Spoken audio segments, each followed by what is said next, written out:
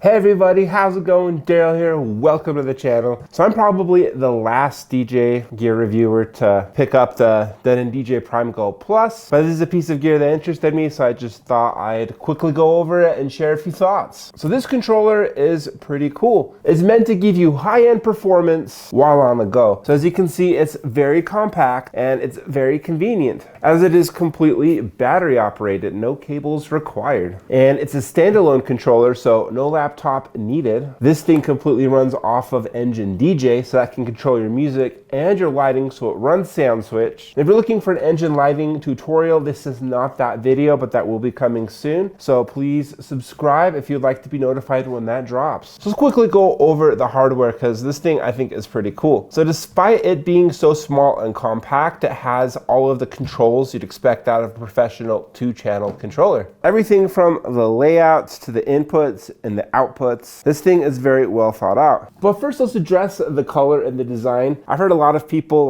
not happy about the gray. I think the gray is a great design choice. There's so many black controllers on the market. That's just kind of been the default forever. Now there's like a few white ones. I just think it's cool and refreshing to see gray. And if you don't like it, you can just slap a skin on it and customize it however you would like. So while this can connect to a laptop and run your favorite DJ software, I personally feel like all-in-ones, you get the most benefit by running it in standalone mode. This is not going to be a review of Engine DJ, but I did rock the Prime 4 Plus for a few months, and I do like Engine DJ. I thought it's pretty intuitive and I like it. But I was missing those stems, so that is what got me back to Virtual DJ. But yeah, to run Engine DJ, you need like a source of music. It has a couple of inputs. It has an SD slot card reader right here. And SD cards can fit a lot of music. They make SD cards like up to 1 terabyte or even more these days. And it does have a USB bank, which is here. So you can insert just a standard USB stick. You have a headphone input. You have a 1/4 inch and your 1/8 inch and various controls for like the Q mix, the levels. Then on the back here, here's your USB if you want to connect this to your laptop, which is good if you want to prepare your music beforehand, or if you want to use this with your favorite DJ software. And then there's this USB bank.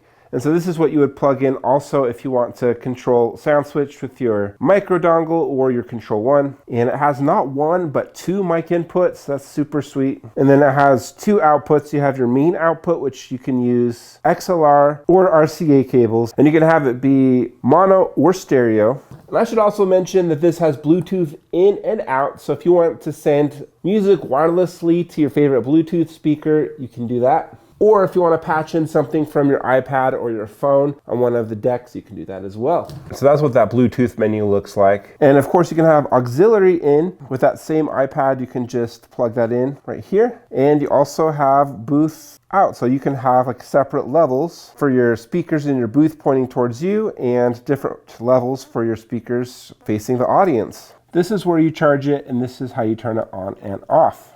And then I'm really impressed with this layout. I think it gives you a lot of flexibility and control. Is it as much as the Prime 4 Plus? No, but this is compact. The Prime 4 Plus is not compact. The jog wheels are not, but it feels pretty smooth. You have many performance pads. You have every DJ's favorite button, the sync button. You can loop it, you can auto loop it. All of these knobs are full size and they feel really good. It also has a couple of sweep effects, and you can choose which kind of sweep it is, and you can choose like which channel it is on. Each deck has EQ controls as well as volume levels. The control for the 2 microphone inputs is very limited. You have a gain knob as well as an on toggle button. I felt like the gain gave me plenty of headroom when I used this at a ceremony. And you can also do the talk over functionality. And then here are the volume levels for your main output as well as your booth. And then of course, if you're going to be ejecting your media mid-performance, this is the eject button. Be sure to use that if you do plan on ejecting it, or you will corrupt your SD card / USB stick. And so this is a touch screen, so you can navigate through here, or you can load things the old traditional way with your buttons and your scroll wheel. And Engine DJ has some pretty cool effects. It has 26 onboard effects, and this is how you turn it on and configure it, and you can choose which deck to assign it to. Also, I have to say, it has this touch effects.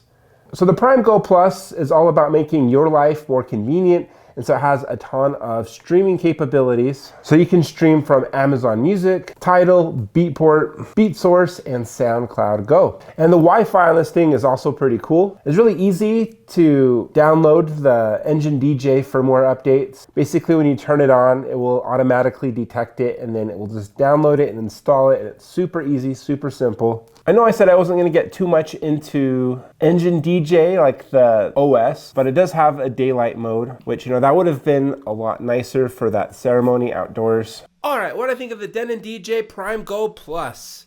I'm quite impressed with its functionality as well as its portability.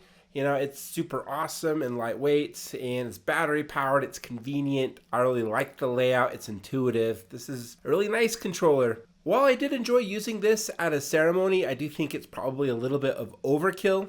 But if you need like a portable extra mixer to do like live mixing for cocktail hour or really any gig, this is a suitable choice. And while this could be a main controller for me, I'd personally prefer a bigger controller like the Prime 4 Plus. I'm not sure I need this much portability on the daily, but this would be an excellent backup controller or even a practice controller. And I stand by my statement that while you can use this with your favorite DJ software, I think you get the most value if you use this in standalone mode with Engine DJ. And at the time of making this video, this will be compatible with stems pretty soon. The quality is to be determined. And you do have to pay like a one-time $10 fee, which I think is more than reasonable.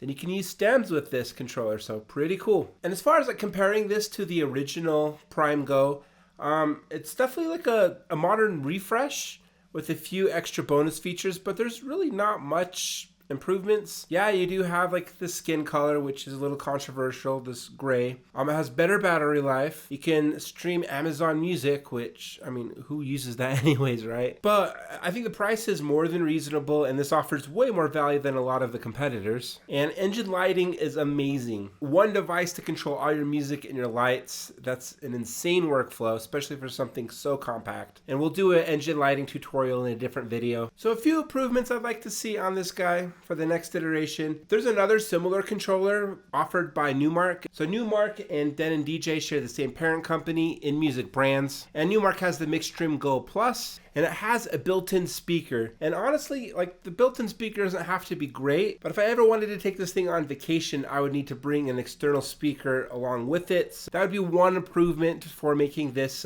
really nice practice controller. And I'm kind of disappointed with the USB input. The Mixstream Go Plus has two inputs. So if I plug in my SOUNDSWITCH DMX dongle into the one input, then I don't have another input for a USB. And I have a wireless transmitter that I can power with USB. But I only have one USB, so I have to bring like an external battery or plug this in. And having two inputs would greatly enhance the portability and convenience of this thing. But yeah, overall, I recommend this thing. It is great value, amazing functionality, and a compact package. Well, thank you so much for watching this video. Please smash like and subscribe. Let me know your thoughts on the Prime Go Plus down below, and I'll see you in the next video.